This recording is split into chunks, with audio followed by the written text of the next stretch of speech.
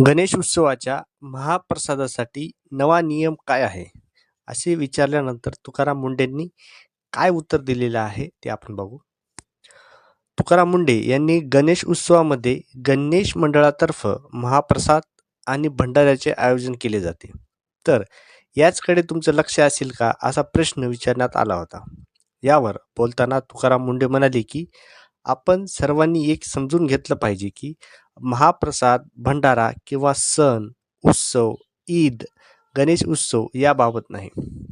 It's about regulation. म्हणजे हे नियमानुसार होते का याबाबत आहे, असे तुकाराम मुंडे म्हणाले. रेग्युलेशनमध्ये फूड बिझनेसेसमध्ये प्रत्येकाने रजिस्टर्ड लायसन करणे अपेक्षित आहे. स्टँडर्ड रेग्युलेशन जे आधीपासूनचे आहेत ते पाळावे. यामध्ये नवं असं काहीच नाही. त्यामुळे जिथे जिथे विना परवानगी, विना स्टँडर्ड, विदाऊट प्रोटोकॉल असेल तर नियमभंग करत आहेत. मग ते फेस्टिवल सीझन असो की नसो हे महत्त्वाचं नाही. प्रत्येक फूड बिझनेस ऑपरेटरने लायसन घेतलं पाहिजे, रजिस्टर पाहिजे, स्टँडर्ड रेग्युलेशन ते पुरवलं पाहिजे. ही रुटीन प्रोसेस आहे. फेस्टिवल सीझन म्हणून नाहीत, असे तुकाराम मुंडे म्हणाले. पुढे काय म्हणाले बघा, FDA कडून 3100 ठिकाणी तपासणी करण्यात आलेली आहे. अन्न व औषध प्रशासनाकडून 31 जुलैपर्यंत अन्न क्षेत्रातील 3100हून अधिक आस्थापनाची तपासणी करण्यात आली.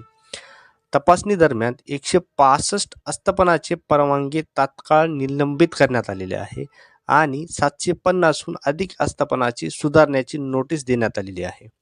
निलंबित परवानग्यापैकी सुमारे 105 जणांनी FDA आयुक्तांकडे अपील केले की अपील केल्या प्रकरणापैकी 70 आस्थापनांचा दिलासा देण्यात आलेला आहे. उर्वरित प्रकरणामध्ये अंतिम आदेशाची प्रक्रिया सुरू असल्याचे तुकाराम मुंडे म्हणालेले आहेत. नियमाचे पालन केल्यानंतर अधिकाऱ्याकडून पुन्हा तपासणी आणि पडताळणी करण्यात येईल. सुधारणा समाधानकारक आढळल्यास निलंबन मागे घेण्याचा निर्णय घेतला जाईल. नियमाचे पालन न झाल्यास निलंबित कायम ठेवून पुढील कारवाई केली जाईल.